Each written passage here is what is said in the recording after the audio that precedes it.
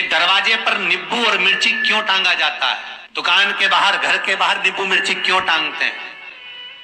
क्योंकि लक्ष्मी और दरिद्रता, इन दोनों देवियों को भगवान विष्णु का वर है कि ये प्रतिदिन भूमंडल पर विचरण करने के लिए जाएंगी। प्रतिदिन, रोज प्रतिदिन लक्ष्मी और दरिद्रता दोनों भ्रमण के लिए निकलेंगे। और जिसके घर में मिष्ठान रखा होगा, उसके घर में लक्ष्मी मीठा खाने के लिए अंदर प्रवेश कर जाती है। और नींबू और मिर्ची दरवाजे पर इसलिए बांधते हैं कि दरिद्रता हमारे घर में प्रवेश ना करे, वो दरवाजे से खाकर ही चली जाए। दरवाजे से। एक बात बहुत ध्यान रखना, जिसके घर में फ्रिज में, डलिया में या रसोई घर में नींबू और मिर्ची ये दोनों एक ही जगह रखे रहते हैं, उसके घर में कभी शांति नहीं रहती है।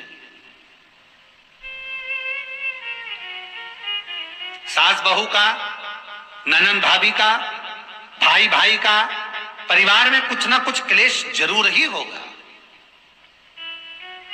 4 दिन अगर अच्छे निकल गए तो 5वें दिन क्लेश का जाएगा, 5 दिन अच्छे निकल गए 6ठा दिन क्लेश का जाएगा।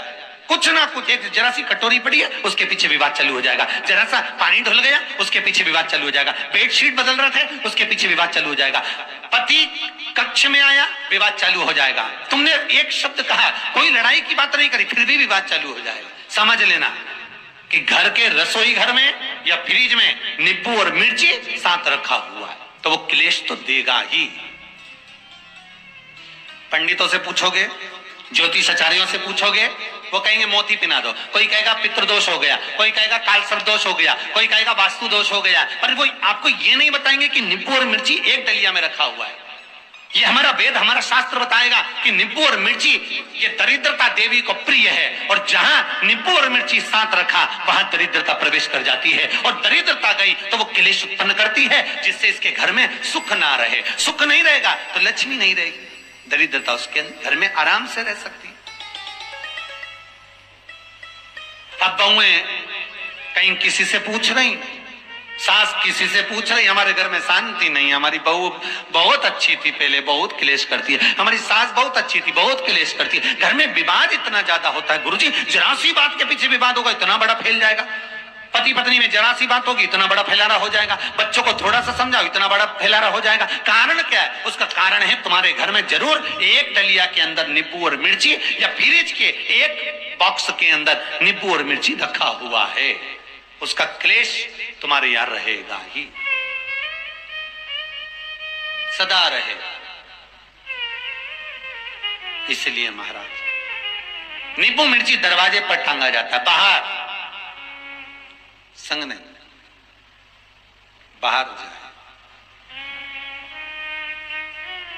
एक बात बहुत सुंदर है, जैसे दूध और दही दोनों एक ही झोले में, एक ही बैग में, एक कैरी बैग के अंदर दूध और दही अलग अलग पॉलिथीन में बंधे हुए हैं, अलग अलग डोलची में, अलग अलग डब्बे में रखे हुए हैं। एक व्यक्ति एक ही बैग के अंदर दूध और दही ये दोनों चीज अगर लेकर घर के अंदर आता है तो उसके घर में संपदा की तो कमी आती ही है, उसके घर में संपदा टिकती नहीं है। घर में अगर लाख रुपए रखे हैं तो 3 दिन या 4 दिन के अंदर वो पैसा वापस जाना है। दही और दूध अगर एक ही साथ आया है, एक ही व्यक्ति एक ही झोले में, एक ही बैग में, एक ही कैरी बैग में अगर लेकर आया, उसी तरह नींबू और मिर्ची का भी क्रम है महाराज। कई सब्जी वाले उसको एक साथ बांध देते, नहीं नहीं, नींबू भले अलग बैग में डाल लो, पन्नी में अलग बांधकर या झोले में अलग बांधकर मिर्ची रख लो, वो चल जाएगा, पर एक साथ नहीं, अलग हो। मेरे को मालूम है दरिद्रता कि तेरे को खट्टा और तीखा पसंद है,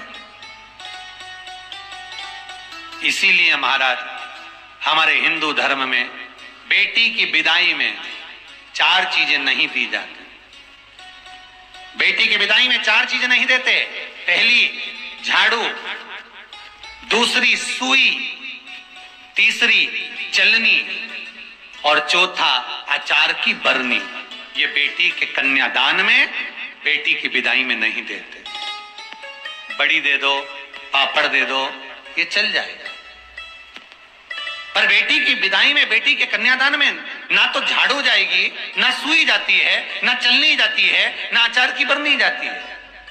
और मेरा निवेदन है, अगर बेटी को तुम्हारे घर का, तुम्हारे हाथ का अचार कितना भी पसंद हो और बेटी के मम्मी बना के दे रहे, नहीं, मत देना, क्योंकि बेटी तन, मन और धन, ये तीन चीजों से दुखी रहेगी। अगर माँ ने अचार दे दिया तो बेटी के घर में या तो तन से दुखी रहेगी, या मन से दुखी रहेगी, या धन से दुखी रहेगी। बेटी को ये तीन दुख तो रहेंगे ही।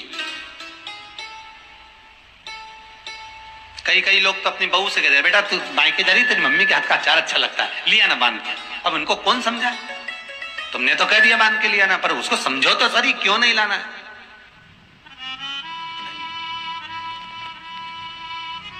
महाराज, दरिद्रता देवी को क्रोध आ गया। लक्ष्मी जी के साथ नारायण जाने लगे तो लक्ष्मी जी बोली, रुको प्रभु, मेरी बहन पीपल के पेड़ के नीचे बैठी है, आप कृपा करो। भगवान विष्णु ने कहा, सुनो लक्ष्मी, लक्ष्मी और नारायण इस पीपल के वृक्ष के नीचे आकर दरिद्रता देवी से मिले हैं। 7 दिन तक, पूरे सप्ताह पीपल के वृक्ष के नीचे लक्ष्मी और नारायण का वासा होगा। जो पीपल के वृक्ष के नीचे आकर दीप जलाएगा, पूजन करेगा, पाठ करेगा, उसको संपदा की प्राप्ति होगी। इतने में दरिद्रता देवी खड़ी हो गई और दरिद्रता ने कहा, वाह नारायण वाह, क्या बात है आपकी, पीपल के वृक्ष के नीचे तुम मिलने के लिए आए, मैं तो पहले से बैठी थी। 7 दिन तुमने अपने कर लिए, इसमें 1 दिन मेरा होगा। भगवान ने कहा, कौन सा? तब दरिद्रता देवी कहती है, रविवार का दिन पीपल के वृक्ष के नीचे ये दरिद्रता देवी विराजमान रहेगी।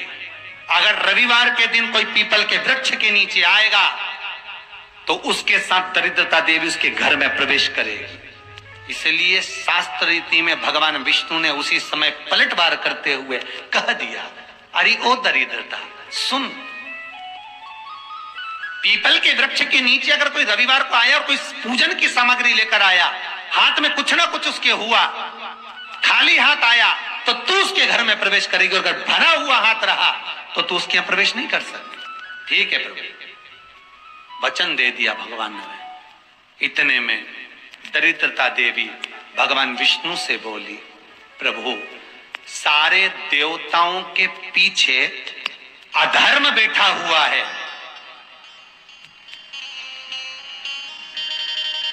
सारे देवताओं के पीछे अधर्म बैठा हुआ है।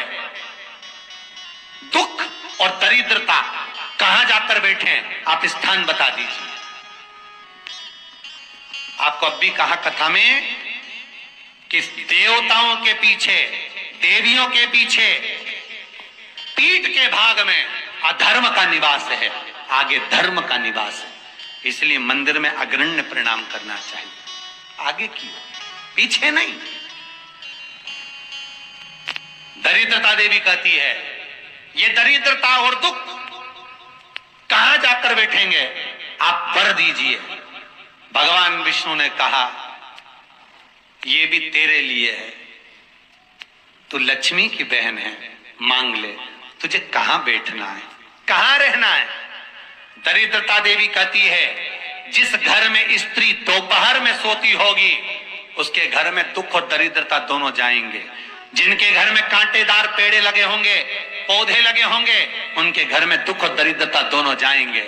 जिनके घर में रात्रि में बासी बर्तन पड़े रहेंगे, उनके घर में दुख और दरिद्रता दोनों जाएंगे। भगवान विष्णु बोले, ठीक है। इतने में दरिद्रता देवी बोली, सारे देवताओं में प्रथम मान्य होने वाले श्री गणेश जी महाराज की पीठ के पीछे कोई नहीं बैठा, अधर्म नहीं बैठा। आप हमें वर दो कि दरिद्रता और दुख गणेश जी की पीठ के पीछे विराजमान होंगे, पृष्ठभाग में दरिद्रता और दुख दोनों रहेंगे। वर दो आप।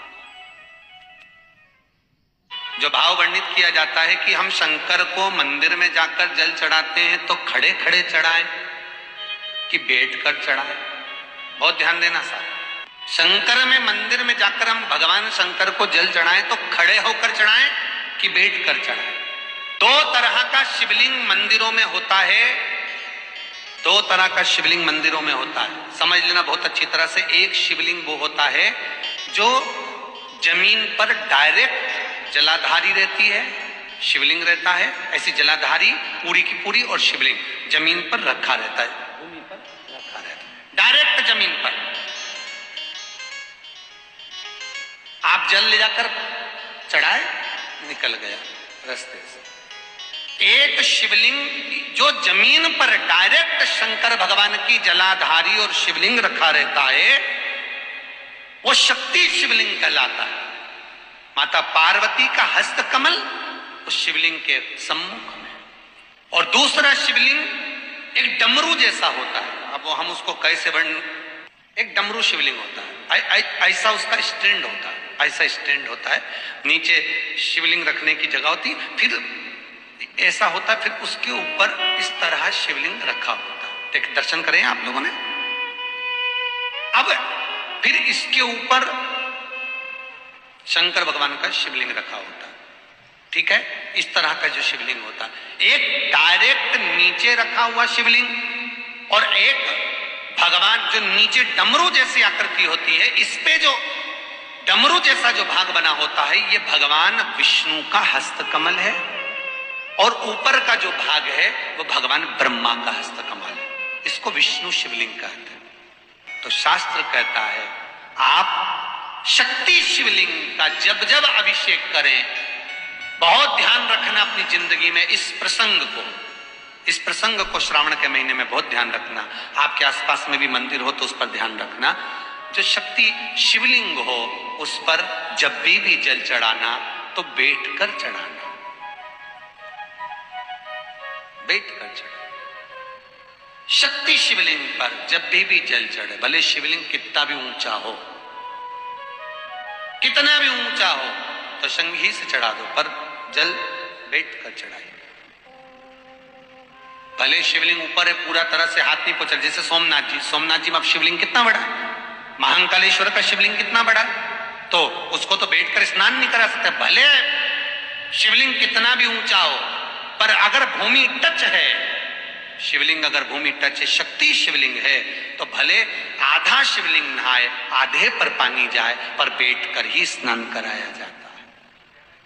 और महाराज यदि हरीश्वर शिवलिंग है, अर्थात भगवान विष्णु के हस्त कमल पर, ब्रह्मा के हस्त कमल पर यदि शिवलिंग है, तो वो शिवलिंग का जब भी स्नान कराएंगे, अभिषेक कराएंगे, पूजन कराएंगे, तो खड़े होकर ही करना है। और खड़े होने का भी तरीका होता है, दोनों चरण बराबर में रखकर कभी भी शंकर भगवान के शिवलिंग का स्नान नहीं कराया जाता।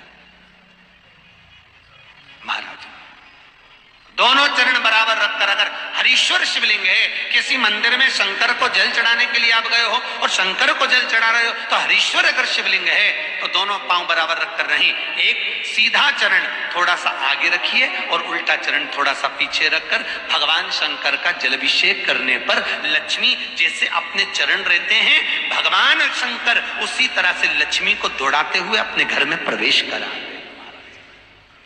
लक्ष्मी भागती हुई, अगर जो पुष्टि मार्ग से जुड़े होंगे, जो भगवान ठाकुर जी की सेवा करते हैं, पुष्टि मार्ग से जुड़े हों, श्रीमद वल्लभाचार्य जी से, वल्लभ कुल बालकों से जिनका ब्रह्म संबंध हुआ है, ऐसे अगर जीव हैं, वैष्णव जीव हैं, तो वो दर्शन करते होंगे ठाकुर जी, यमुना जी और महाप्रभु जी का। तो कैसा दर्शन करेंगे? श्रीनाथ जी का दर्शन करेंगे तो दोनों पांव श्री जी बाबा के, मेरे ठाकुर जी के बराबर पर है, नाथ द्वारा वाले के, श्री जी बाबा के, गोवर्धन नाथ जी के दोनों पांव चरण बराबर। श्रीमद वल्लभाचार्य जी का दर्शन करेंगे तो दोनों चरण बराबर के फोटो में मिलेंगे। पर यमुना जी का अगर आप दर्शन करेंगे, पटरानी यमुना जी का जब दर्शन करेंगे, तो यमुना जी का चित्र का दर्शन करेंगे, तो यमुना हमेशा एक पांव यमुना जी का आगे मिलता है। क्यों? जो वैष्णव ठाकुर का दर्शन करे, श्रीमद वल्लभाचार्य जी के अनुसार भगवत चर्चा करे, उसके यहाँ यमुना भक्ति निरंतर प्रवेश करती जाए, इसलिए भागता हुआ चरण। तो शंकर भगवान का अगर हरीश्वर शिवलिंग है, कहीं शिवलिंग डमरू आकृति पर, अगर ऊंचाई पर है, हरीश्वर है, तो फिर जल खड़े होकर चढ़ाए, चरण आगे पीछे। बहुत ध्यान देना महाराज, हरीश्वर शिवलिंग का वर्णन किया महाराज। बहुत सुंदर बात कही है, बहुत ध्यान से सुनिएगा। शक्ति शिवलिंग के ऊपर जो जलाधारी लगती है, शक्ति शिवलिंग के ऊपर जो जलाधारी लगती है, वो 5 मिनट, 10 मिनट, आधा घंटा रखकर 24 घंटे के लिए हटा सकते हो। शक्ति शिवलिंग के ऊपर जो जलाधारी लगती है वो 15-20 मिनट रखकर, आधा घंटा रखकर आप हटा सकते हो। पर हरीश्वर शिवलिंग के ऊपर भगवान विष्णु के हस्त कमल पर जो शिवलिंग का निर्माण आपको भी वर्णन किया, अगर वो शिवलिंग है तो उस पर जलाधारी अगर लगी है तो कम से कम 5 घंटा, 8 घंटा तो जलाधारी को रखना पड़ेगा ही। बहुत ध्यान दीजिए महाराज। शंकर जी की प्राण प्रतिष्ठा करते समय, शंकर जी की स्थापना करते समय, शंकर जी को प्राण प्रतिष्ठित करते समय एक एक चीज का ध्यान करना पड़ता है कि हमें कैसा शिवलिंग रखना है, कौन सा शिवलिंग रखना है, कैसे स्थापना करना है, किस भाव का होना चाहिए। शंकर के मंदिर में शंकर जी विराजे हैं तो गणेश जी, कार्तिकेय और पार्वती की मुद्रा कैसी होना चाहिए, गणेश जी कौन सी सूंड का होना चाहिए। जब शंकर के मंदिर में हम आराधना कर रहे हैं तो गणेश जी की सूंड किस ओर होना चाहिए, पार्वती की मुद्रा कौन सी होना चाहिए, षडानंद कार्तिकेय की दृष्टि कहां होना चाहिए, ये शंकर जी की प्राण प्रतिष्ठा में देखा जाता है। केवल मूर्ति वाले ने बाजार में मूर्ति बनाकर बेच दी और तुम गए हमें शंकर जी का परिवार दे दो, हमारे मंदिर है छोटा सा, मैं वहां प्रतिष्ठा करना है। तुम बाजार में गए और शंकर जी का परिवार लेकर आ गए, शंकर जी लिया, कार्तिकेय लिया, पार्वती जी लिया, गणेश जी लिया और स्थापना करवा दी पंडित जी से, और बाद में बोली हमको थोड़ी कष्ट हो रहा है, हमको थोड़ी तकलीफ हो रही है, कहीं ये हम जब से लाए इससे तो नहीं हो रही, कहीं इससे तो नहीं। नहीं, गलती तुम्हारी है। तुम तो बस गई और लेकर आ गए। यहां तक शिव महापुराण की कथा कहती है कि तुम्हारे घर की मूर्ति जितनी पुरानी होती है उतना सुख देती है। आपको पहले भी कथा में कहा, दिया और मूर्त पुरानी होगी चलेगी। एक फैशन चल गया, छोटे से ठाकुर जी नहीं रखूं, बड़े वाले लाऊंगी लड्डू गोपाल, सेवा अच्छे से हो जाएगी। और जो सास के हाथ के वो अब उनको नहीं पूछे तो दुख नहीं होगा, दुख तो होगा। महाराज घर में जेठानी के आने के बाद देवरानी आती है और सास देवरानी से बहुत लाड लड़ाती है। छोटी बहू ले साड़ी पहन ले, ये ले रकम ले ले, ये ले ले हैं। सास जब छोटी को बहुत कुछ करती है तो जेठानी का जीवड़ा जलता कि नहीं जलता? बोला तो सही, थोड़ा बहुत तो लगे, बताओ हमको तो कभी नहीं करा, हमको तो ऐसा करे ही नहीं, हमको तो ऐसा करे ही नहीं। उसी तरह आप नए भगवान लेकर आ गए, नई ठाकुर जी लेकर आ गए और छोटे ठाकुर जी पहले के हैं। भगवान को लगता है बताओ नए से लाड लड़ा रही, उसको वस्त्र पहना रही, आभूषण पहना रही, मुझे आभूषण तक नहीं, वस्त्र नहीं, जैसे हैं वैसे लुढ़क जाते, कौन पहनाए? कोई ने कहा इनको क्यों नहीं पहनाती, छोटे हैं पहनाते नहीं बनता, भाव से पहनाओगे सब पहने। शिव महापुराण की कथा कहती है जितनी मूर्ति छोटी होती है, अंगुष्ठ के आकृति से जितनी मूर्ति छोटी होती चली जाती है उतना सुख प्रदान करती है। 12 ज्योतिर्लिंग के अगर आप दर्शन करेंगे तो कहीं पर भी आपको विष्णु शिवलिंग नहीं मिलेगा, केवल एक नागेश्वर को छोड़कर। कहां पर छोड़कर? जम के बोलिए, केवल एक नागेश्वर। नागेश्वर को छोड़कर बाकी के जितने 12 ज्योतिर्लिंग में शिवलिंग के दर्शन करोगे सब शक्ति शिवलिंग मिलेंगे, सब जमीन पर। लिंग पुराण में 7 गलतियां बताई है कंगाल होने की। ये गलती अगर आपने भी करी है तो जिंदगी में कितना भी पुण्य करोगे उसका फल नहीं है। आज की कथा को लिख कर रखना, शायद तुम्हारी जिंदगी सवर जाए। लिंग पुराण में 7 गलतियां बताई है व्यक्ति को बर्बाद होने की। पहली गलती है उसमें से अगर आप स्वीकार कर रहे हैं ये गलती, तो समझ लो कि गलती आपने करी। गंगा जल तो बुलवाया टैंकर भरकर, 21,000 बेलपत्र भी समर्पित कर रहे हो। आप मंदिर के अंदर बैठ गए, दर्शन करने वाला आता रहा, किसी को अंदर प्रवेश नहीं दिया। आप गंगा जल चढ़ाते रहे, आप बेलपत्र चढ़ाते रहे, आप स्वयं पूजन करते रहे, और दूसरा व्यक्ति ना जाने किस भाव से, किस रूप में आकर भगवान की सेवा करना चाहता था। पंडित जी ने आपके चक्कर में उसको जल नहीं चढ़ाने दिया, पंडित जी ने आपके चक्कर में उसको बेलपत्र नहीं चढ़ाने दिया। पहली गलती यह हो गई कि भगवान के भक्त को भगवान से दूर कर दिया गया। अब उठा लो श्रीमद् भागवत कथा। दो देवताओं ने गलती करी थी। एक ब्रह्मा जी ने गलती करी थी कि गाय बछड़ों का हरण कर लिया था। 1 वर्ष होने में 1 दिन था, तब ब्रह्मा जी ने गाय बछड़े वापस दिए थे। दूसरी गलती इंद्र ने करी थी, जल वृष्टि करी, तब भगवान कृष्ण को गोवर्धन पर्वत उठाना पड़ा।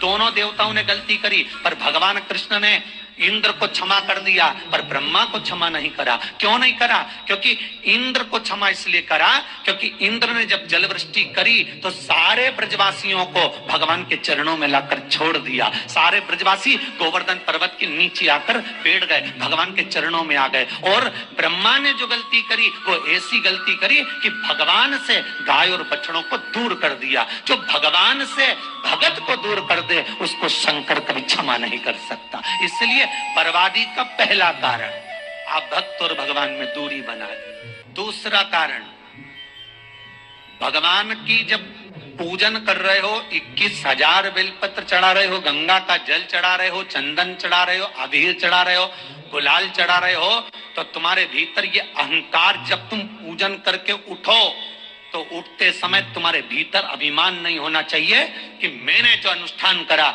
उसके बराबर कोई नहीं कर सकता। तीसरा कारण कहा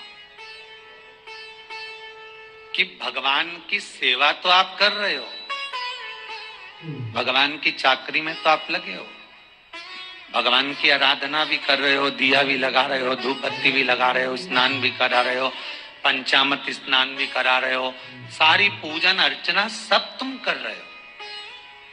पर हो सकता है इस पूजन अर्चना में आप केवल 3 घंटा पूजन करते हो और बाकी के समय किसी न किसी की जीवात्मा को दुख पहुंचा रहे हो। एक कथा में एक बात कही थी कि भले मंदिर में दिया मत लगाओ, भले मंदिर में जाकर धूप बत्ती मत जलाओ, भले मंदिर में जाकर भोग मत लगाओ, भले मंदिर में जाकर जल मत चढ़ाओ, कुछ मत करो, भले भगवान को नए कपड़े मत पहनाओ, भले तुम्हारी मर्जी पड़े भगवान को भोग मत लगाओ, पर शास्त्र कहता है कुछ मत करो, पर एक काम जरूर करना कि किसी के चेहरे पर प्रसन्नता ला देना तो मंदिर में दिया जलाने के बराबर होगा। किसी के चेहरे पर चमक ला देना, प्रसन्नता ला देना तो अगरबत्ती लगाने के बराबर होगा। किसी गरीबड़े के, किसी दुखी के चेहरे पर अगर तुमने प्रसन्नता ला दी तो वो भगवान को कपड़े पहनाने के बराबर होगा। मालूम पड़े तुम मंदिर में पूरी सब्जी बांटो, मंदिर में भोजन कराओ, मंदिर में सारा पकवान चढ़ाओ, और कोई तुम्हारे कारण अगर दुखी है तो तुम्हें वो सुख का भान नहीं हो सकता। तीसरा कारण है हमारा। चौथा कारण है जिस मंत्र का स्मरण किया जा रहा है, जिस भगवान की माला को हम जप रहे हैं, हम पाठ कर रहे हैं, उसमें त्रुटि। उठा लीजिए दुर्गा सप्तशती।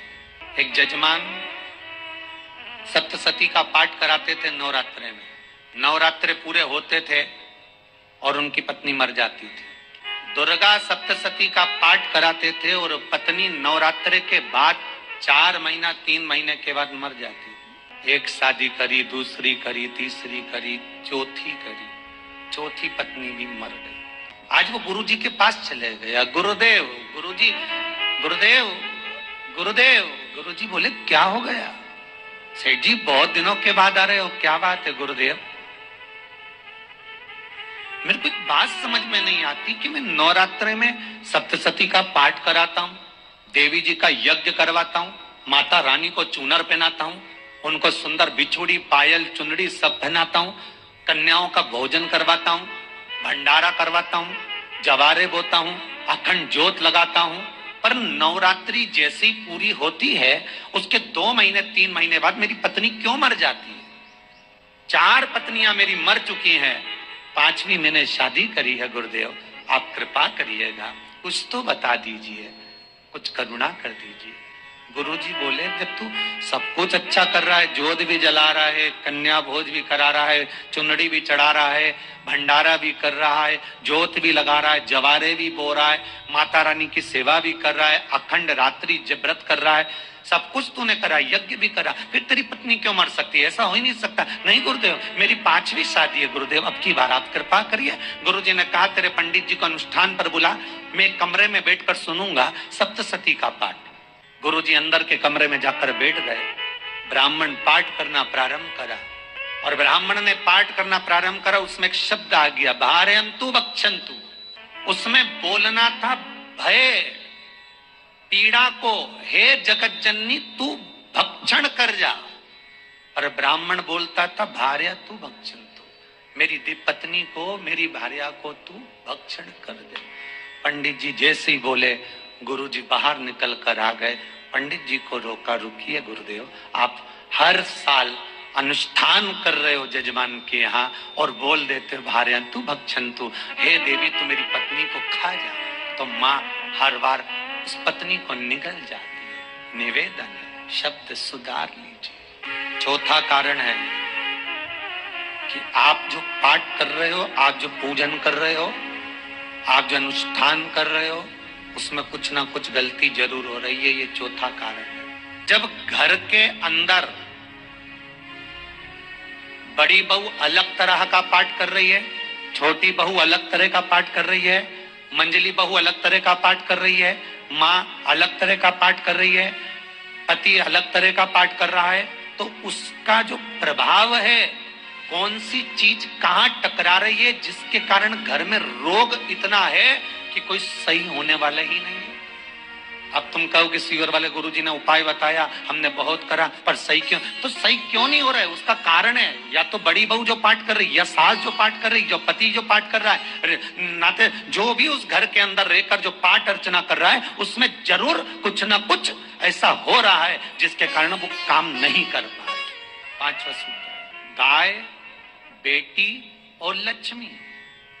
50 बार विचार करना तब किसी को देना। बेटी किसी ऐसे को मत ब्याह देना जो जुआ खेलता हो, मदिरापान करता हो, मांसाहार करता हो, वेश्यावृत्ति करता हो। वो बेटी का सम्मान नहीं करेगा, बेटी रोएगी तो कन्यादान करने वाले को रोना पड़ेगा। दूसरे नंबर पर गौ माता।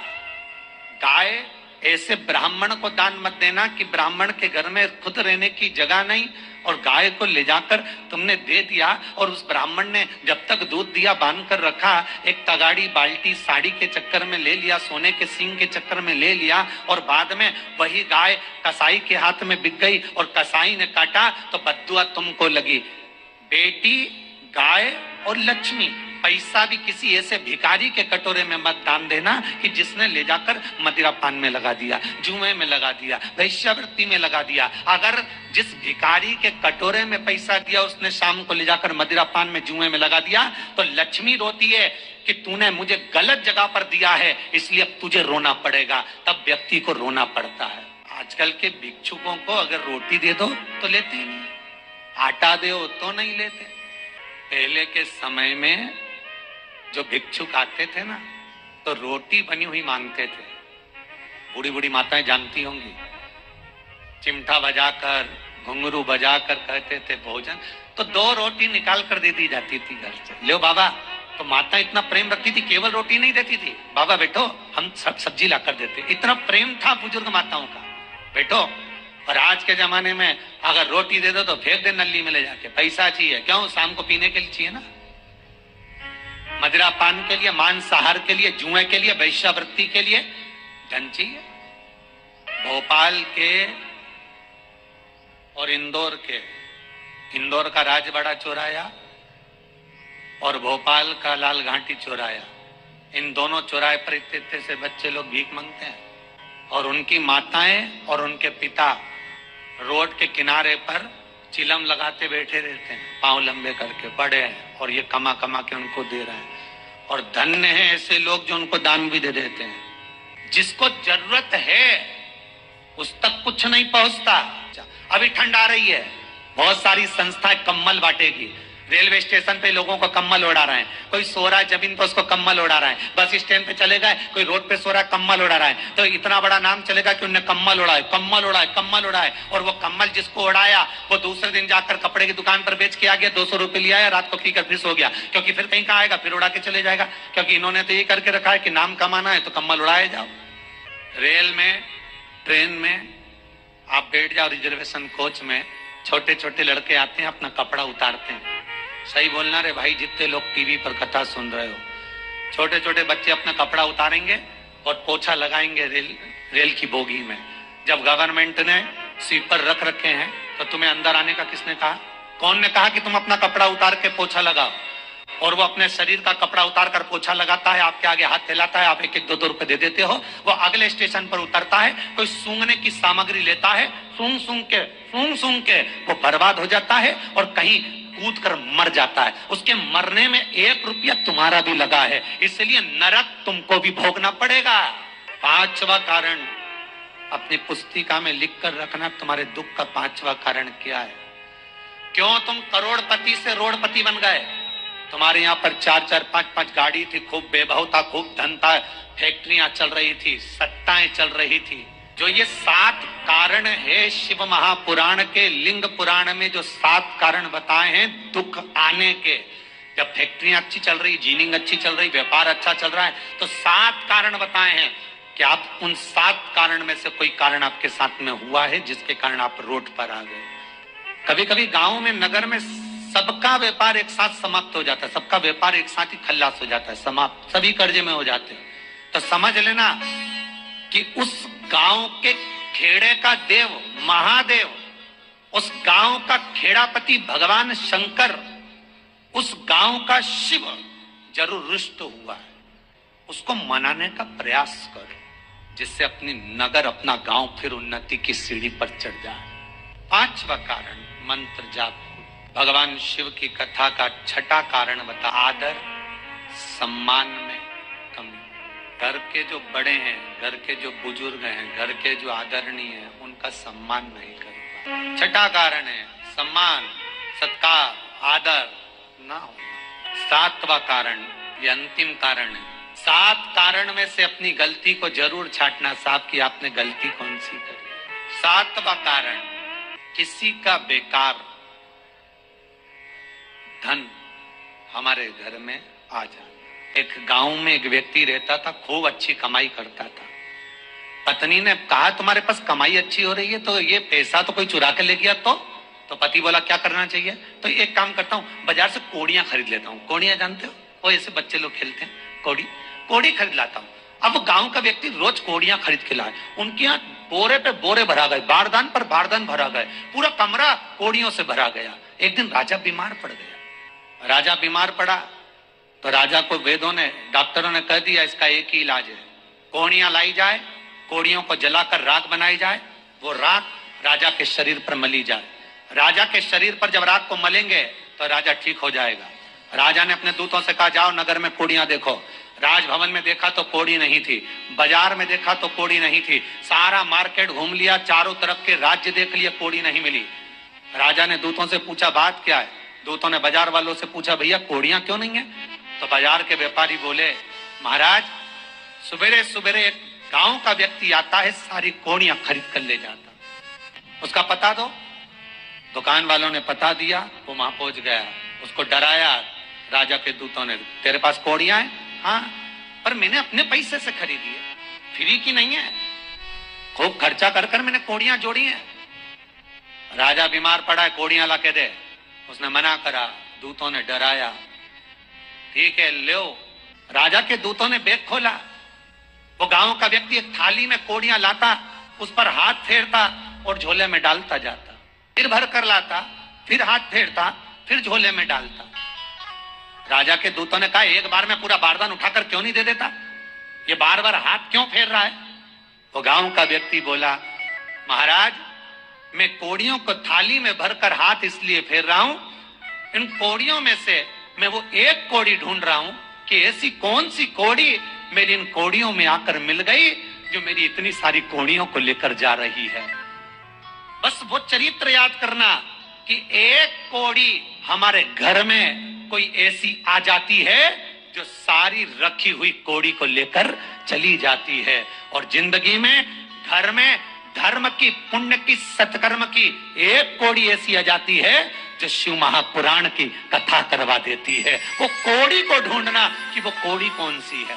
जो अच्छा काम करवा रही है अच्छी कोड़ी आई होगी, सत्कर्म करवा रही है अच्छी कोड़ी आई होगी, और मालूम पड़े एक कोड़ी ऐसी आ गई जो डॉक्टरों में भरवा रही है, सारा की सारा धन मेडिकलों में लगवा रही है, पुलिस में लगवा रही है, कहीं गलत जगह पर लगवा रही है, कहीं एक्सीडेंट में लगवा रही है। जो कोड़ी गलत जगह पर धन को लेकर जा रही है, समझ लेना कि वो कोड़ी बेकार आ गई जो सारा का सारा बर्बाद करने में लगी हुई है। उस कोड़ी को पहचानो कि वो कोड़ी कौन सी है। 7वां कारण शिव महापुराण का, लिंग पुराण का लिख कर रखना कि एक कोड़ी ढूंढना कि वो कोड़ी कौन सी घर में आ गई जो हमें बर्बाद कर कर चली गई। वो 1 रुपया कौन सा आ गया, वो धन कौन सा आ गया जो हमें बर्बाद कर गया।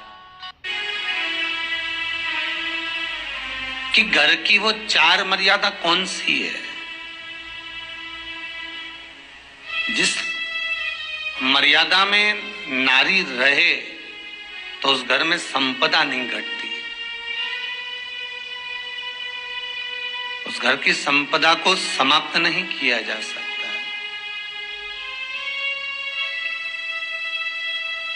4 मर्यादा माता लक्ष्मी, मां सरस्वती के सामने माता पार्वती जी से पूछ रही है।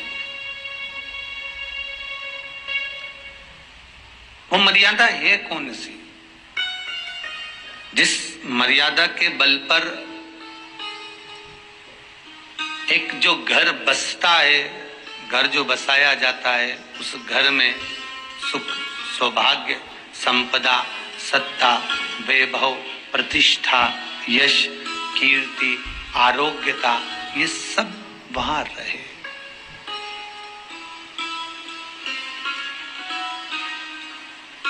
पहला, मां पार्वती ने माता लक्ष्मी को कहा, अतिथि देवो भव।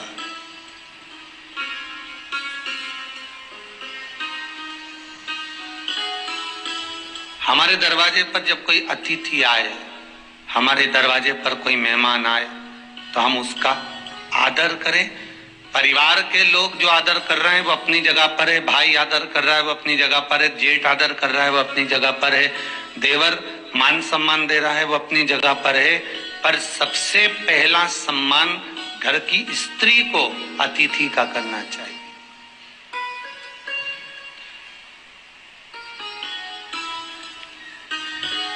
सास के मेहमान आ गए, पहचान वाले, बहुवन मालूम पड़े अपने कमरे में बैठी हुई है। मेहमानों ने आकर पूछ लिया, क्यों बहू नहीं दिख रही? बस आ रही होगी। सास गई, रसोई घर में से पानी लाकर पिला दिया। फिर मेहमानों ने पूछा, बहू नहीं दिख रही? बस आती होगी। 2 बार सास ने गिलास भी गिरा दिया कि एक आध तो आ जाओ रही ऊपर से, पर नहीं। जब सास ने चाय रख दी और चाय रखकर सास फिर लेकर आई तो बहुओं के मन में आया, चलो सास ने चाय बना दी है, खुशबू ऊपर आ गई है, अब चलते हैं। और बहू फिर नीचे आई, जो मौसी आई थी, काकी आई थी, बुआ आई थी, चाची आई थी, उनको प्रणाम करा और अंदर जाकर चाय जो बनी थी उसको पिया।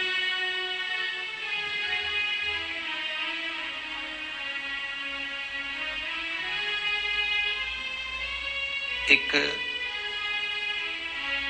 गरुड़ पुराण में लिखा है, 94 तरह के नरक में एक नरक है जो दरवाजे पर आए हुए अतिथि का सम्मान नहीं करता, उसको जल नहीं पिलाता, उसका मान सम्मान नहीं देता, उसका आतिथ्य नहीं देता, उसके लिए भी एक नरक रखा गया है।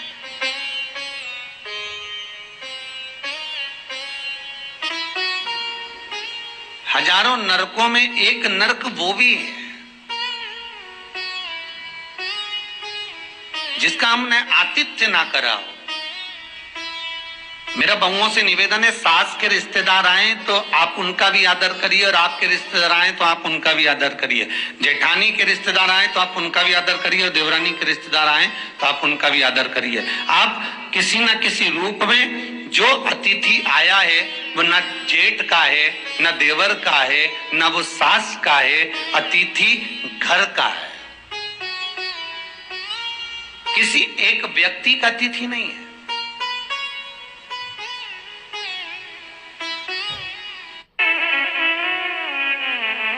बड़ी बहू सोचे कि मैं घर की बड़ी, बड़े परिवार की, मेरे पास में बहुत धन दौलत, मैं काहे को गिनूं किसी मेहमान को। छोटी बहू सोचे मैं काहे को गिनूं, मंजिली सोचे मैं काहे को गिनूं, संजिली सोचे मैं काहे को गिनूं।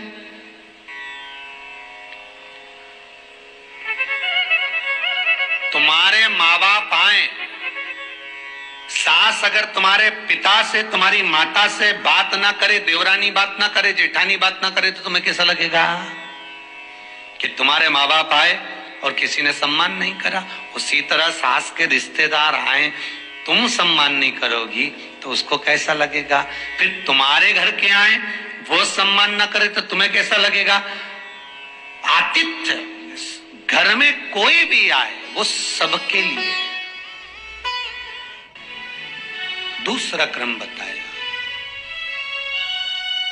घर के दरवाजे पर जो तुलसी का पौधा होता है, जीवन में सबसे पहले अगर दुख आता है, तकलीफ आती है, कष्ट आता है, बीमारी आती है, रोग आता है, कोई बड़ा घटना घटने वाली होती है, कोई बड़ा कष्ट आने वाला होता है, तो लक्ष्मी जी से माता पार्वती कह रही है, घर में जो तुलसी का पौधा होता है सबसे पहले घात उसी पर होती है। तुलसी का पौधा सूख जाता है, समाप्त हो जाता है,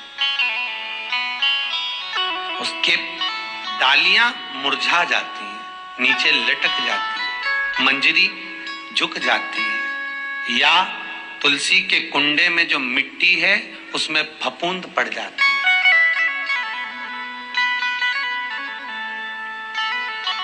कितना सुंदर बात कही है महाराज।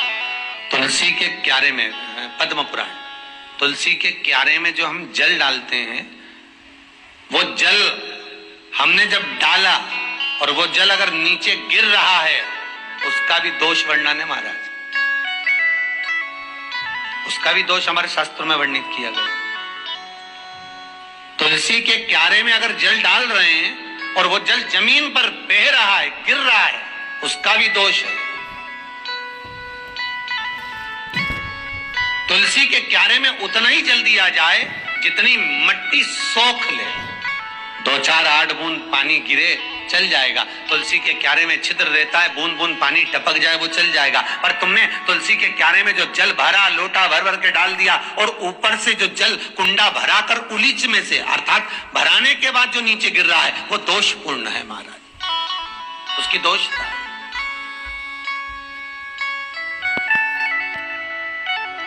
वो दोष दे रहे।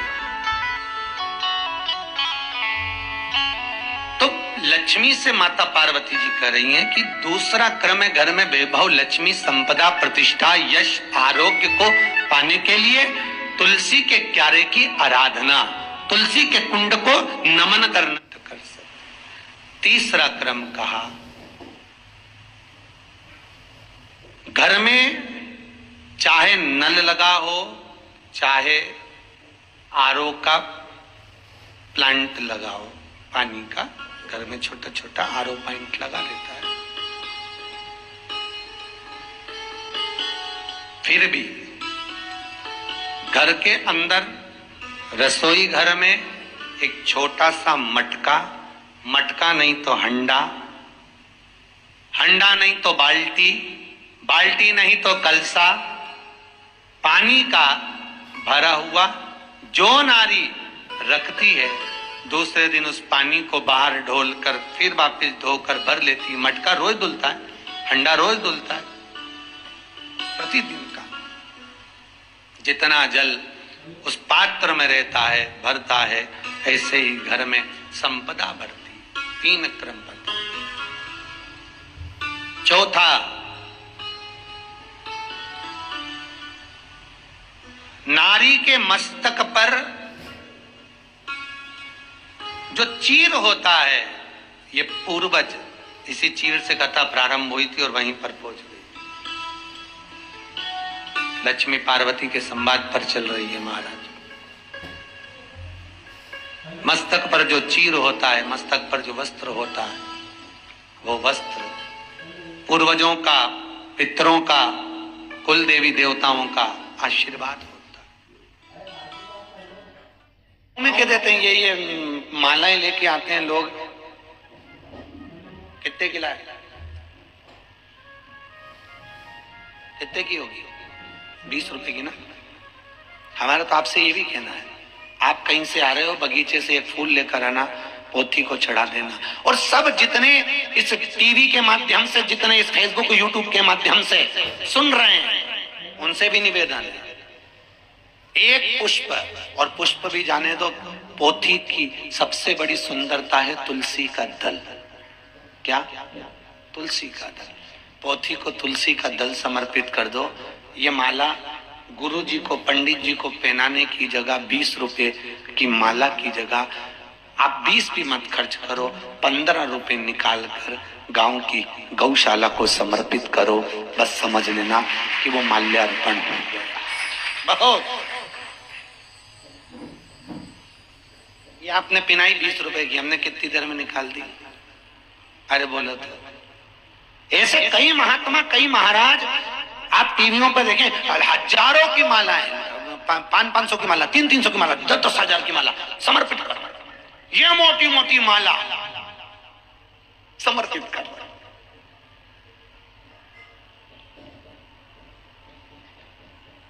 फिर वही बात आ गई, नेताओं को भी कितनी पिनाई जाती है, हजारों लाखों। पर वो तो नेता, वो केवल लेता ही लेता, कभी किसी को कुछ नहीं देता, उसी का नाम ही नेता। वो कभी नहीं देता, जहां उसका फायदा होगा वहां पर वो काम कर देगा कि यहां से मेरे को, इस गौशाला से मुझको इतना चाहिए, तो गौशाला के लिए मैं गौ माता के लिए इतना दिलवा सकता हूं। बहुत गंदी राजनीति हो गई दादा। कैसे मुंडा दिखाएंगे ये मेरे को तो समझ में नहीं आ रहा है, क्या होगा इनका धर्म का। मत दीजिए किसी व्यासपीठ पर 20 रुपए की माला भी समर्पित मत करिए, आप तो तुलसी चढ़ाओ, तो वो आपके भी काम आएगी, महाराज के भी काम आएगी, औषधि के लिए। माला आप 20 रुपए की लाते हैं, वो 20 रुपए की जगह 15 रुपए गौशाला में समर्पित करो। गौ माता खाएगी, पेट भरेगा, उसका जीवन यापन होगा। गौशाला भी नहीं जा सकते तो उस 15 रुपए की 2-4 रोटी बनाकर किसी भूखे को भोजन करा दीजिए, किसी भूखे को। पर आज के जमाने में भिखारी भी छल कर रहा है, भिखारी भी छल कर रहा है।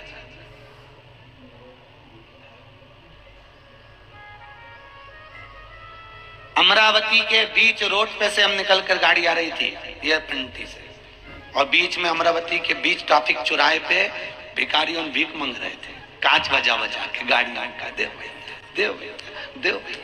और आगे गए तो देखा कि उनके बच्चे भीख मांगकर, उनके लोग भीख मांगकर, एक अम्मा वहीं बैठी थी, वो बीड़ी धुनक रही थी, बीड़ी धुन रही थी, और उसको ले जा के दे रहे थे। एक व्यक्ति ने, मैं भोपाल रेलवे स्टेशन की बता रहा हूं, एक सुबह के टाइम हमारी कहीं की ट्रेन थी, हम कथा करने जा रहे थे, एक व्यक्ति ने इतना अच्छा कोट एक भिखारी को दिया, 1 नंबर का कोट, ठंड का समय, और कोट उस भिखारी को दिया। भिखारी ने उस कोट को लिया और लेकर वहीं आगी जल रही थी उसमें जला लिया और ताप लिया। अगर वो कोट उस, क्योंकि इनको कपड़े से मतलब नहीं है, इनको धन से मतलब है, क्योंकि पैसा मिलेगा तो व्यसन में लगाएंगे, जुए में, मांसाहार में, मदिरा पान में, वेश्यावृत्ति में लगाएंगे, और थोड़ा सा पैसा मिलेगा तो रुमाल में सूंघने का सामान ले लेके सूंघ सूंघ के मर जाएंगे। पर ये निवेदन है, इन भिक्षुकों के चक्कर में भी मैं असली भिक्षुक को नहीं पहचान पा रहे कि असली जरूरत है किसको, हम किसको दें, हम किसको प्रदान करें। फिर वो वाली बात आ गई 3 दिन पहले कही थी, लक्ष्मी, बेटी और गाय। 50 बार विचार कर दो कि हम किसको दे रहे हैं। बहुत सोचना महाराज, बहुत सोचिए कि हमने किसको दी है। बेटी गलत जगह चली जाएगी तो कन्यादान करने वाले माँ बाप को रोना पड़ेगी, और गाय गलत जगह चली जाएगी तो कन्या गौदान करने वाले को रोना पड़ेगा, और लक्ष्मी किसी गलत भिखारी के कटोरे में चली जाएगी, उसने गलत जगह लगा दी तो देने वाले को रोना पड़ता है। कई लोग कहते महाराज हमारा काम तो अच्छा चल रहा था, बहुत बढ़िया चला, फिर ये हमें दुख कहां से आ गया? उसका कारण है तूने ना बेटी का सम्मान करा, ना गाय का सम्मान करा, ना लक्ष्मी का सम्मान करा। लक्ष्मी ऐसे भिखारी के कटोरे में दी, शाम को जाकर उसने मदिरा में लगा दी, मैं खाने में लगा दी, वेश्यावृत्ति लगा दी, जुए में लगा दी। लक्ष्मी वहां जाकर रो रही है, इसलिए बद्दुआ तुझको दे रही है कि तूने मेरा सम्मान नहीं करा, सत्कार नहीं करा है, रो रही। पुरानी पुरानी साड़ियां प्रेस करके धो के रख कर बर्तन वाली से स्टील की भगोनी मत लो। 4 साड़ी दोगे 1 भगोनी मिलेगी, बोलो सही है कि गलत है? 5 साड़ी दोगे 1 भगोनी मिलेगी। प्रयास करना वो साड़ी को प्रेस कर कर धोकर संभाल कर रखो, किसी गरीबड़ी को जरूरत है उसको पहनाकर प्रसन्न होइए। भगोनी लेकर नहीं, भांडा लेकर नहीं।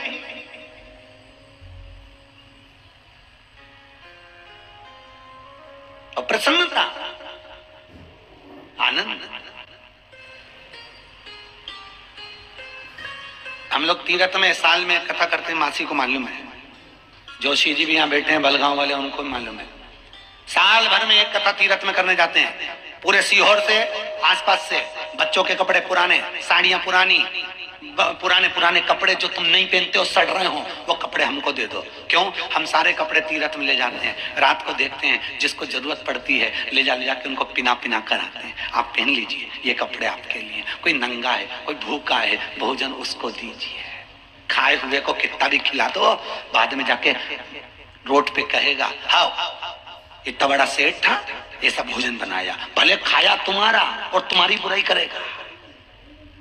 खिलाओ उसको जो भूखा हो, तो दुआ देता है, आशीर्वाद देता है कि तुमने मुझको आनंद सुख प्रदान करा है। हम तो ये तुम लोग भंडारा करते हो, हम तो इसके भी पक्ष में नहीं रहते, हम बिल्कुल पक्ष में नहीं है। हमारे पुराणों में हम भंडारे का बिल्कुल अनुमति नहीं देते। क्यों कर रहे हो भंडारा? किस लिए कर रहे हो भंडारा? आप तो सब अपने घर से अच्छे हो, बोलो अच्छे हो कि नहीं हो? अरे बोलिए, घर में 2 रोटी आप खा रहे हो, अच्छे हो, भगवान नारायण की कृपा है। ये भंडारा तुम्हारे लिए नहीं होना चाहिए। ये भंडारे का भोजन बनाइए। भंडारा तुम भले अपने लिए करे हो, अब की बार पर आगे से निवेदन है, गुड़ की थुली और लापसी बनवाओ, सब मेरे साथ मंगरूर नाथ की गौशाला चलो, उन गायों को खिलाओ। भंडारा उनका होना चाहिए, भंडारा उनका हो। पूड़ी और सब्जी बनाओ, मेरे साथ चलो अनाथ आश्रम, पूड़ी और सब्जी उन अनाथों को खिलाओ। भंडारा उनका होना चाहिए। बनाओ पूड़ी और सब्जी, और जितने लोग कथा सुनने आए हैं कोई हलवाई नहीं लगाएगा, आप सब पूड़ी बेलो और महाराज कढ़ाई में से पूड़ी निकालेगा, और वो बनाओ। और फिर कहीं बस स्टैंड पर कोई भिखारू भिक्षुक मिले, अनाथ आश्रम में मिले, वृद्धाश्रम में मिले, अंधशाला में मिले, ऐसों को भोजन कराओ। अपने हाथ की पूरी सब्जी का भंडारा इसको कहते हैं। भंडारा ये नहीं जो खाया उसको खिला दिया, हम इसके पक्ष में नहीं है, हम बिल्कुल भी पक्ष नहीं, हम कभी नहीं। ये मासी तो बोली, हम जितने हमारे जजमान हैं हम उनको फोन करके बोलते हैं कथा के बाद भंडारा ना रखिए, और रखना है तो अनाथ आश्रम चाहिए, और चलो अनाथ आश्रम में, चलो वृद्धाश्रम में, चलो गौशाला में, भंडारा वहां करेंगे। और ये मासी बैठी है, 108 भागवत के समय पर भंडारा करा था। किसका करा था मासी? खड़े होकर बोले, इनको माइक दो, माइक दीजिए इनको, ये बताएंगे भंडारा करा था, किसका करा था। सीहोर की 108 भागवत में, ऐतिहासिक भागवत हुई थी 1999 में। जय श्री कृष्ण। सीहोर में बहुत बड़ा यज्ञ किया था 7 दिन का, और उसमें गायों को बुला बुला कर और गायों लापसी बनाकर उनको जिमाकर उनको साड़ी ओढ़ाकर जो गाय लाया था उसको 50 रुपए देकर उसको महाराज ने विदा किया। मैं खुद उस यज्ञ में बैठी थी महाराज के, और वो भंडारा इन्होंने उसी तरह किया था। पूरे सीहोर की जितनी रोडों पे गाय फिर रही थी सारी गायों को बुलवाया, लाइए गाय, और साथ में एक निवेदन भी करा कि गाय जो लाएगा उसको 50 रुपए दिए जाएगा, क्योंकि गाय कोई पकड़ने को तैयार नहीं, लाने को तैयार नहीं, भोजन कराने को तैयार नहीं। आप लाओ, आपको 50 रुपए मिलेगा। 50 रुपए के चक्कर में 1500 गाय इकट्ठी हुई थी महाराज। कितनी गाय? 1500 गाय वो 50 के चक्कर में इकट्ठी हो गई। एक एक साड़ी ओढ़ाई गौ माता को, जजमानों से कहा दीजिए, और भोजन कराया। पूरी, चावल, लापसी, खीर, मालपुए गौ माता को परोसे गए, और गौ माता ने जो खाया और वो गई, ऐसी प्रसन्नता हुई कि जीवन में इसको कहते हैं भंडारा। का अपन तो खाते ही रहते हैं, खिलाया उसको जाए जिसको जरूरत है महाराज, जिसको जरूरत है खाए वो।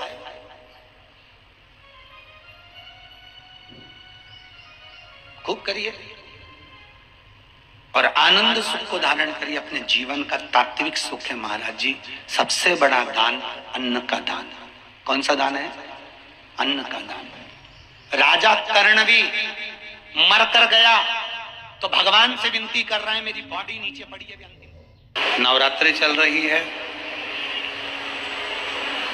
मान लो कर्जा बहुत ज्यादा मात्रा में हो गया हो,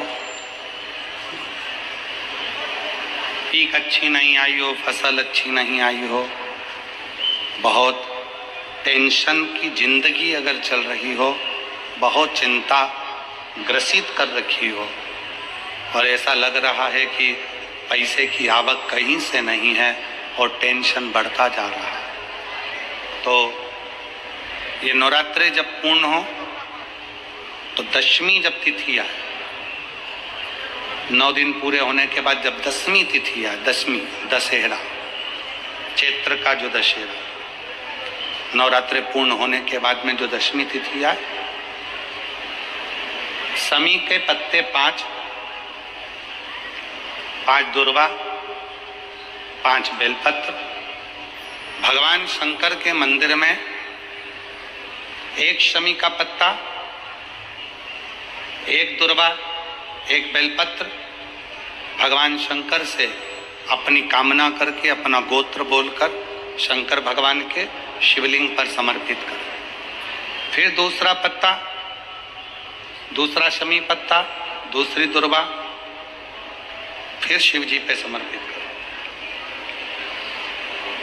5 पत्ते शमी के, 5 दुर्वा, 5 बेलपत्र, जो विजयदशमी चैत्र महीने की रहेगी, चैत्र महीने की जो दशमी तिथि रहे नवरात्रि के बाद की, समर्पित कर कर 1 लोटा जल 3 बार शंकर जी को उसी जल से 3 बार समर्पित करें। अपनी कामना कर कर चढ़े हुए जल का भाग थोड़ा सा लेकर आए, घर के दरवाजे पर, व्यापार के स्थान पर उसका सिंचन करें और हृदय से बाबा से प्रार्थना करें, बाबा तेरे भरोसे हैं, बहुत चिंता है, बहुत टेंशन है, कर्जा बहुत है, दुख बहुत है, व्यापार चल नहीं रहा, तुझे संभालना। हमारा विश्वास कहता है 3 महीने के अंदर जहां भी कथा होगी वहां आपका खुद का पत्र आकर आप लिखकर भेजोगे कि मेरे बाबा ने मेरा हाथ पकड़ा, मेरे शिव ने साथ।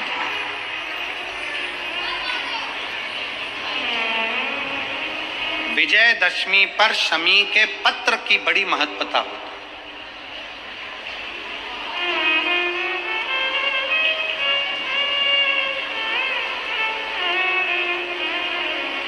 और नवरात्रि के बाद में जो विजयदशमी आती है उस दशमी की बड़ी महत्वता होती है। धन की कामना के लिए, कार्य सिद्धता के लिए, भगवान शिव की अविरल भक्ति को प्राप्त करने के लिए शमी पत्र मूल होता है। मूल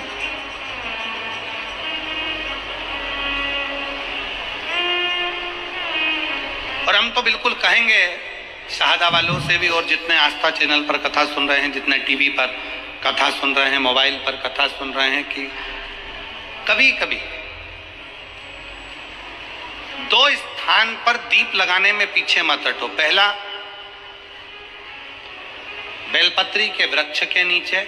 दूसरा, कहीं मौका लग जाए तो शमी के वृक्ष के नीचे भी कभी कभी अपनी कामना के लिए बाबा से प्रार्थना कर कर कि बहुत कर्जे में लदालूम हूं, बहुत तकलीफ चल रही है, तो बेलपत्री के वृक्ष के नीचे भी दिया लगाओ और शमी के पेड़ के नीचे भी दिया लगाओ। कभी कभी बाबा से प्रार्थना फल मिलता। शंभेश्वर महादेव का नाम 7 कनेर के पुष्प, कितने? 7 कनेर मालूम है?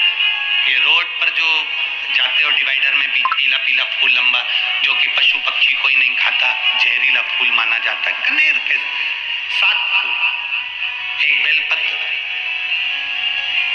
जिस समय पर कनेर का फूल बेलपत्र के साथ चढ़ाया जाएगा तो 7 कनेर के पुष्प सीधी बेलपत्र पर आपको रखना।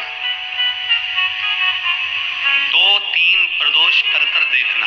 अगर कोई आपसे कहे कि आपका भाग्य ठीक नहीं चल रहा, आपकी किस्मत ठीक नहीं चल रही, आपके ग्रह ठीक नहीं चल रहा है, आप भाग्यशाली नहीं हो, पहले तुम वहां से उठ जाओ, उसके बाद में देवाधिदेव महादेव के पास 7 कनेर के पुष्प एक बेलपत्र में रखकर नंदीश्वर के पास में बैठकर श्री शिवाय नमस्तुभ्यम बोलकर अशोक सुंदरी वाली जगह पर स्पर्श कराकर भगवान शंकर पर 7 फूल के साथ बेलपत्री की डंडी अशोक सुंदरी की साइड हो, ऐसा स्मरण करते हुए शिव को समर्पित कर दे। वही बेलपत्री 5 बार नमः शिवाय या पंचाक्षर मंत्र, षडाक्षर मंत्र या श्री शिवाय नमस्तुभ्यम बोलकर वही बेलपत्री 3 प्रदोष, 4 प्रदोष, 5 प्रदोष, 2 प्रदोष, जितने प्रदोष आप चढ़ा रहे हैं प्रदोष काल में, वो बेलपत्री लाकर अपने कक्ष में अपने पूजन वाले स्थान पर रखते जाओ। एक बेलपत्री एक प्रदोष पर लाओगे, अगला प्रदोष आएगा, कितना अंतर पड़ता है आपके भाग्य बदलने में, आपको खुद मालूम पड़ जाएगा कि आपकी किस्मत कैसे बदलती है। कि उसके दरवाजे पर भगवान त्रिकालदर्शी मेरा नारायण भीख मांगने पहुंच गया। कौन सा दान कर दिया? ये राजा बलि की करुणा। अधिक मास की कथा में लिखा है,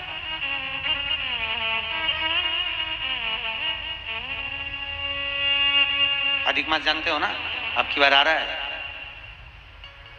16 मई से चालू होगा। 2 जेठ हैं,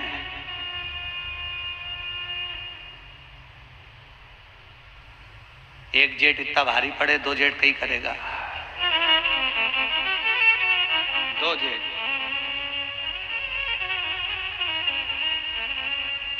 अधिक मास की कथा में लिखा है, राजा बलि कौन था? पुराने समय का जुआरी, जुआ खेलने वाला। इसके बराबर दुनिया में कोई जुआ नहीं खेल सकता था जो उसने जुआ खेला। बहुत प्रबल जुआरी था, जुआ खेलने में प्रखर। पर जुए का भी एक समय होता है, किसी किसी की घड़ी अच्छी होती है तो खूब जीतता है, और घड़ी बेकार। जुआरी हार गया, सब कंगाल हो गया, कुछ भी नहीं बचा, रोने लगा।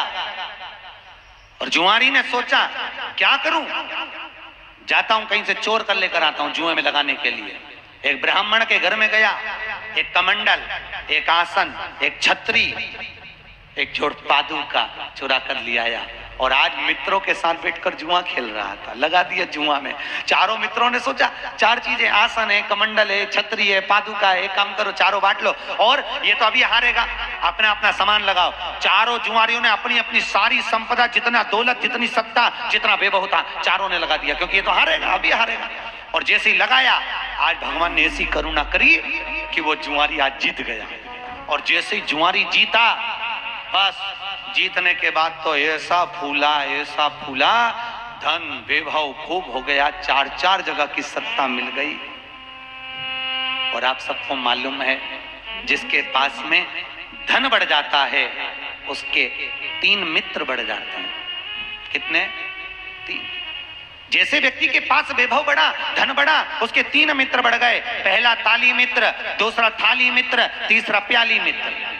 धन बढ़ते ही प्रशंसा करने वाले बढ़ जाएंगे, वाह वाह बहुत बढ़िया, लगे रे, प्रशंसा करने वाले बढ़ेंगे। दूसरे नंबर पर थाली मित्र, मित्र को खाना याद नहीं था, होटल पर ले जाकर खिलाकर उसकी होटल की आदत डालेंगे। क्यों? क्योंकि उसी के पैसे को बर्बाद करना है, कैसे भी करेंगे। और तीसरे नंबर पर प्याली मित्र, मित्र को पीना याद नहीं हो तो उसको मय खाने में ले जाकर अपने पैसे से पीना सिखाएंगे और फिर उसके पैसे से खुद पिएंगे। ये 3 मित्र व्यक्ति को बर्बाद करने वाले हैं। जम के बोलो कौन कौन से? बोलो। ताली, थाली, प्याली। इनसे बचिए, बहुत दूर रहिए, बहुत दूर।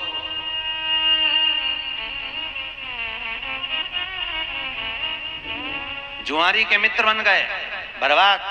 वेश्याओं का संग कर लिया। एक दिन वेश्या ने कहा मेरे लिए गजरा, जानते हो ऐसा लगाती गजरा और बीड़ा, बीड़ा मतलब पान, लेकर आना। और वेश्या चली। वेश्या ने तो कह दिया, जुआरी लेकर चला, खूब नशे में धोता है। सामने एक पत्थर आ गया, पत्थर आया तो लुढ़क गया, लुढ़का तो बेहोश हो गया। गजरा बीड़ा सब गिर गया, पान मान। होश आया, उठाया, गजरा और बीड़ा को उठाया, अभी भी नशे में था। सामने शंकर जी का शिवलिंग देखा, उसको आ गई गुस्सा, बताओ इसी ने मुझे गिराया है। किसने? अरे बोलो तो, शंकर जी के शिवलिंग। इसको आई गुस्सा, इसने कहा इसने मुझे गिराया है। और नशे में धुत होकर सामने एक मंदिर में शिव जी का शिवलिंग था, इसने बीड़ा और गजरा उठाया, शंकर के शिवलिंग पर फेंक दिया, ले तू खा ले। और जुआरी चला।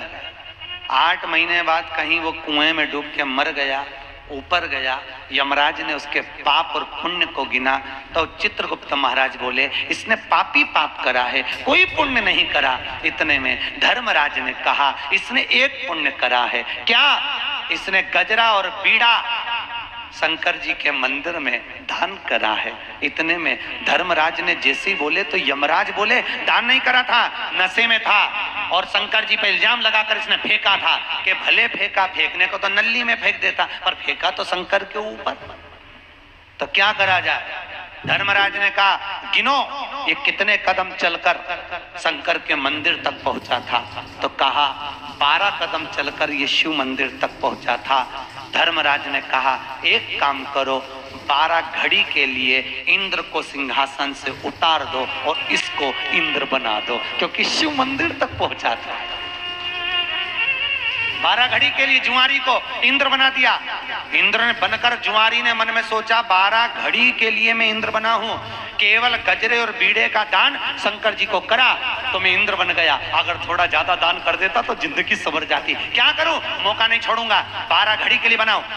ताली बजाई, एरावत को बुलाया, दान कर दिया। अप्सराओं को बुलाया, दान कर दिया। इंद्र की सत्ता में जितना सोना चांदी हीरा पन्ना अंबर पीतांबर सब दान कर दिया। और 12 घड़ी बाद नीचे उतर गया। उतरते से जब इंद्र कुर्सी पर बैठा, इंद्र ने ताली बजाकर अप्सराओं को बुलाया तो है ही नहीं, एरावत बुलाओ तो है ही नहीं, सोना चांदी है ही नहीं। इंद्र ने पूछा कहां गया? तो दूतों ने कहा वो बैठा था ना जुआरी, सब लुटा गया। वो जुआरी बैठा था, सब लुटा गया।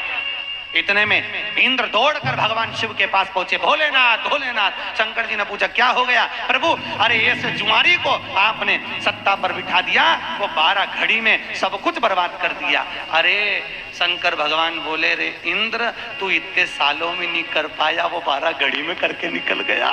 12 घड़ी में देख ले।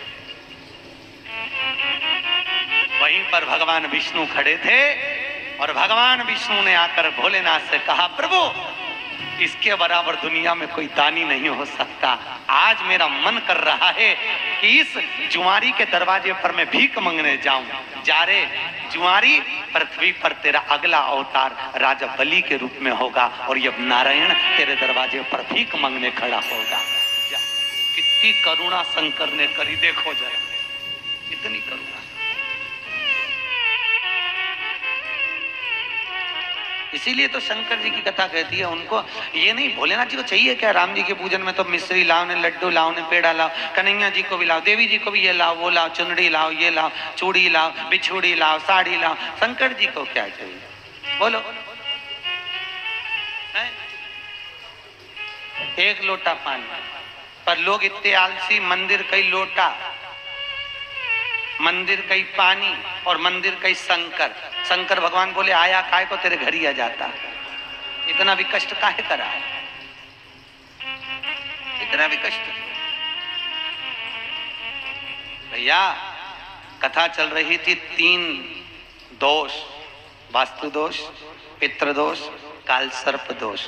पहले के जमाने में ये तीनों नहीं होते थे। क्यों?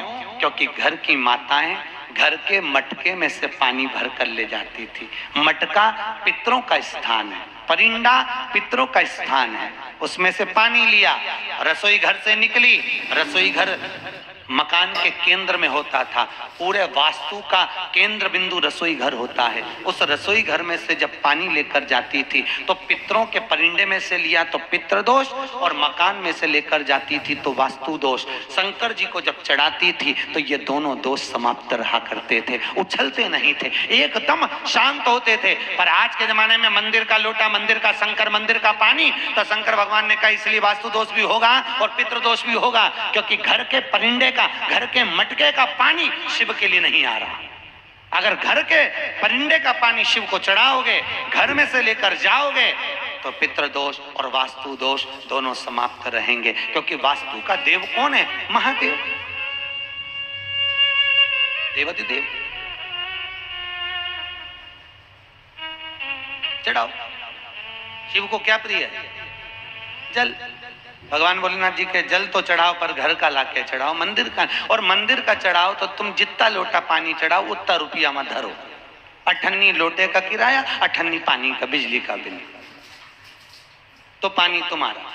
और कई कई तो इतने शरीफ बन के खूब लोटा भर के उठा के तुरंत पल्लू मल्लू ले लू आके, हर हर महादेव। शंकर जी सोचे कैसा ढोंग कर रही, फालतू के प्रपंच में लगी, और सोचे शंकर जी प्रसन्न हो जाएगा, ऐसे ही हो जाएगा फालतू का। मंदिर दूसरे का, लोटा दूसरे का, पानी दूसरे का, और खुदाई होता है किसी किसी को। तुम देखना, आंवले के पेड़ की पूजन करने जाए, पीपल के पेड़ की पूजन करने जाए, थाली लगी लगाई मिल जाए, अपनी थाली तो छुए ही नहीं, दूसरे की थाली में से कंकु, हल्दी, चावल सब पीपल देवता के चढ़ा चुड़ू के, और जब तक बेचारी जिसकी थाली वो आए तो देखे तो लोटा में कहीं है ही नहीं। बताओ अब करे सर ये। शिव जी कह रहे हैं शंकर को कुछ प्रिय नहीं, जल चढ़ाया चढ़ा दो, ना बने शंकर जी बोल रहे हैं अक्षत चढ़ाया चढ़ा दो, बेलपत्र चढ़ा दो। और शिव जी तो कहते हैं बेलपत्र नहीं भी हो तो शंकर पे चढ़ी हुई बेलपत्र धोकर वापिस चढ़ा, फिर चढ़ा। इतना भी नहीं हो तो 3 बार बोलो तो ताली बजा। ये भी नहीं हो सके तो भोलेनाथ जी बोले जैसे मेरे ससुर ने स्तुति करी थी वैसी कर दो। शंकर जी के ससुर कौन? दक्ष प्रजापति। आप सबको मालूम है दक्ष प्रजापति का सिर कट गया था, फिर काय का सिर लगाया था? बकरे का। अब बकरा हिंदी में बोलता है क्या? है? बोलता है? बकरा कैसे बोलता है? बा, बा, बा, बा, बा, बा, बा, बा, बा, बा। शंकर भगवान बड़े खुश हुए थे, मेरा ससुर कितनी जोरदार स्तुति कर रहा है। उस दिन से शंकर जी ने कहा जो मेरे मंदिर में आके बम बम बोले भोलेगा, मैं समझ जाऊंगा मेरा ससुर आ गया।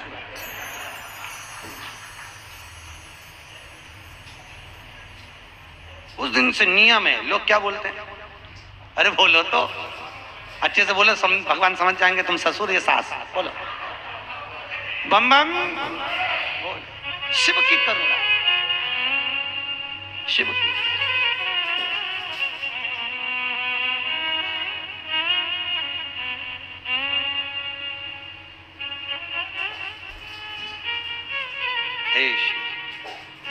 इसलिए भोले तेरे चरणों की भर धूल जो मिल जाए, भोले तेरे चरणों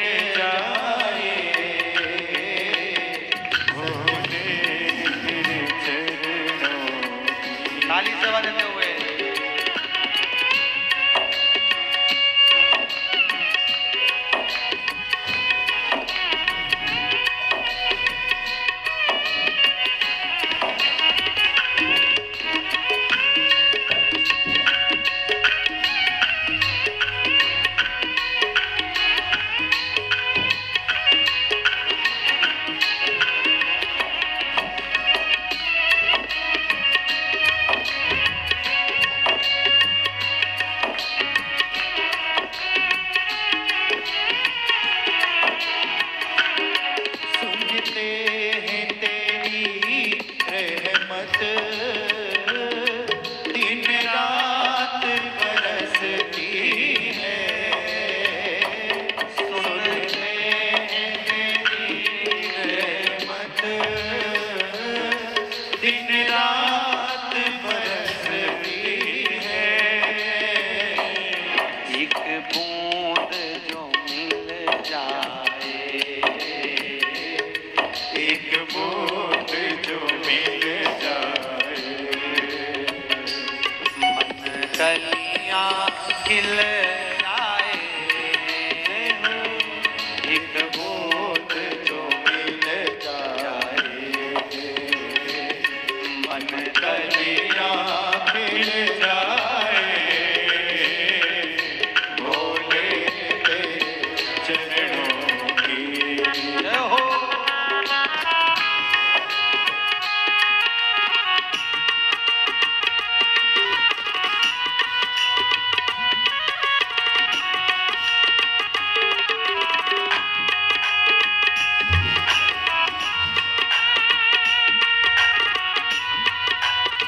बड़े भाव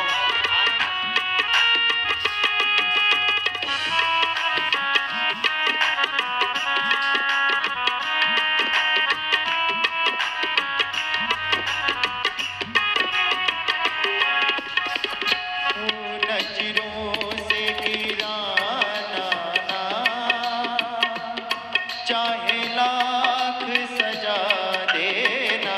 हे शंकर, हे भोले। नजरों से गिराना ना,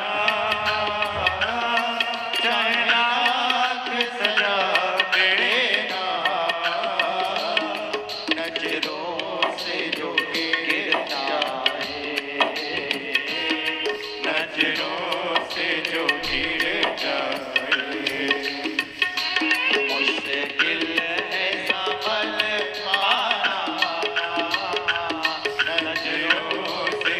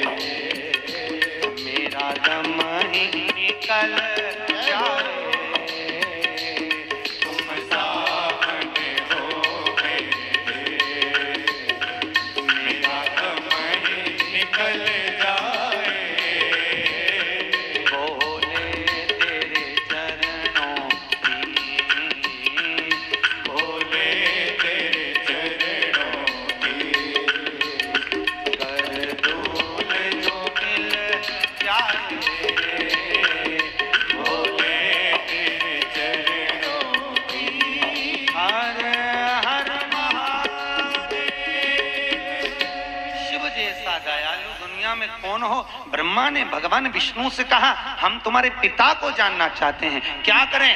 सामने एक पर्वत था, उस पर्वत को ब्रह्मा और विष्णु ने घुमाना प्रारंभ किया।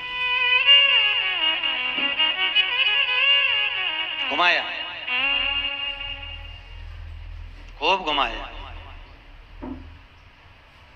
क्या हुआ? पंखा की पंखड़ी जब चलती है, स्लो स्लो चलती है तो पंखड़ी दिखती है, फिर और तेज होती है तो पंखड़ी दिखना बंद होती है, केवल एक बिंदु सा नजर आता है।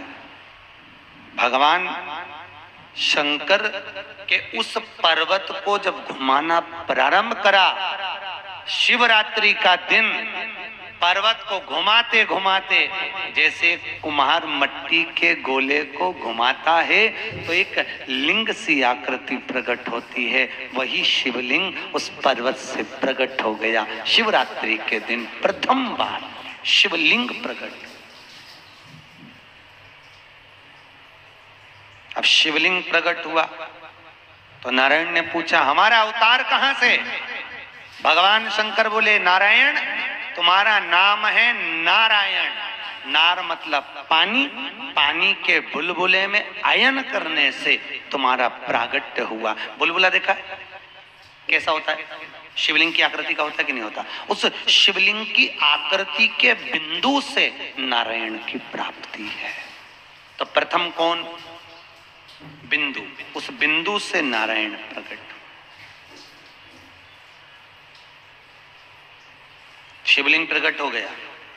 अब इतना बड़ा शिवलिंग, इतने में ब्रह्मा जी ने भगवान विष्णु से पूछा ये कौन है? भगवान विष्णु बोले यही तो परम ब्रह्म परमात्मा है, यही त्वमेव माता च पिता त्वमेव बंधुश्च सखा, त्वमेव, सब यही।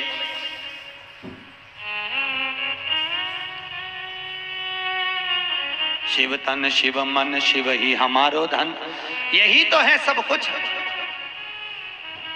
ओहो, ब्रह्मा जी को हंसी आ गई शंकर जी के शिवलिंग को देखकर। ये भोलेनाथ है हो, ये शिवलिंग शंकर है हो, इससे नारायण तुम हुए हो। अच्छा एक बात बताओ, इस शिवलिंग का सिर कहां है और पांव कहां है? भैया दुनिया के कई लोग शंकर जी के मंदिर में गणेश जी को ढूंढते हैं, कई लोग कार्तिकेय को ढूंढते हैं, कई लोग माता जगदम्बा को ढूंढते हैं शंकर जी के मंदिर में। भैया शिवलिंग का अगर दर्शन कर रहे हो, जैसे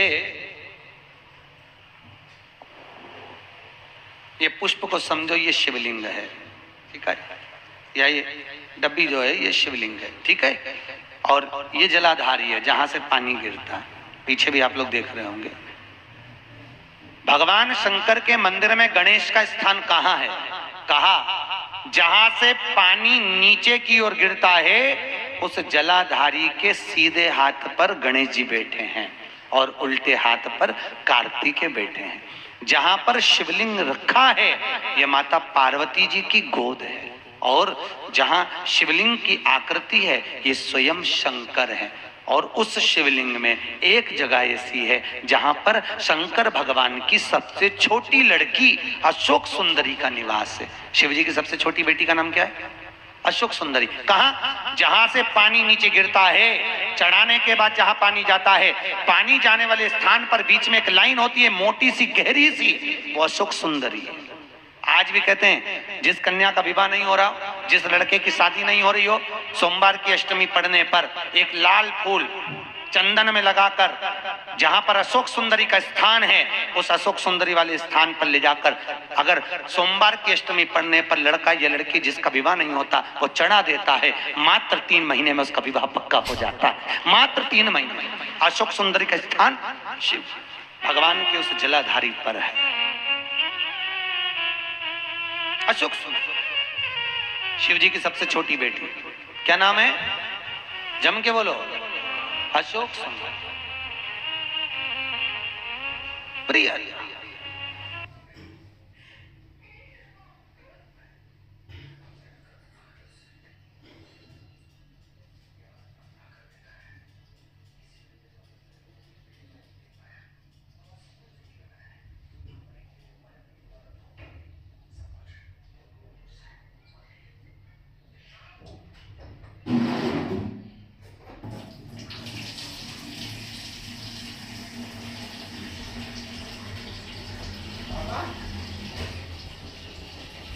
मम्मी भाई तू जा रही क्या आज जाकर के आ जाओ ना, आज जाकर के आ जाओ ना, देखते हैं अभी। कल जा रहे थे चल जाओ ना, अभी अब जाना पड़ेगा सोमवार तुमको। हाँ सोमवार जाएंगे फिर कल जाएंगे। कहाँ? कल की छुट्टी है क्या फिर? नहीं है, अभी देखते हैं।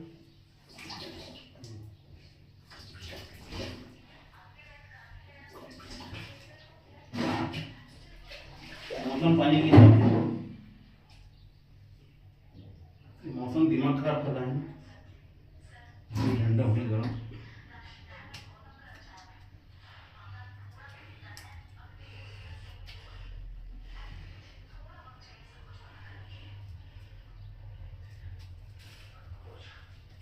मेरा मोबाइल कहाँ है रे? ये पहले सीढ़ी पे अब कुछ बंद हुआ।